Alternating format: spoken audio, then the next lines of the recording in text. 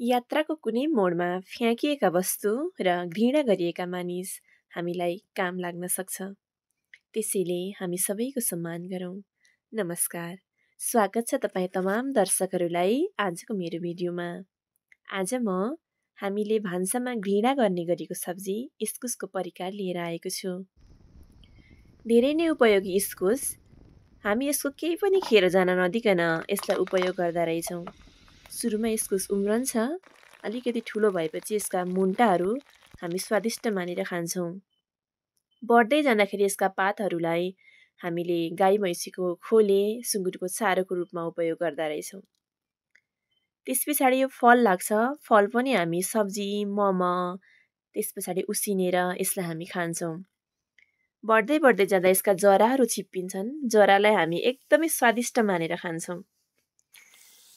इस्कुसले यसरी हामीलाई वर्षभरि नै केही न केही कुरा दिएर एक वर्ष पुर्याउँदो रहेछ। बिस्तारै यसको बोट सुक्छ, सुकिसकेपछि फेरि त्यसका लहराहरू तानेर हामी गाई भैँसीलाई दिन्छौँ। ल हेर्नुहोस् त, आज मैले इस्कुसको सब्जी बनाइसकेँ। अलमोस्ट अब यो रेडी पनि भइसक्यो। हजुरहरू यसलाई कसरी बनाउनुहुन्छ भन्नुहोस् है त। ओके, बाई बाई, हामी अर्को भिडियोमा भेट्नेछौँ।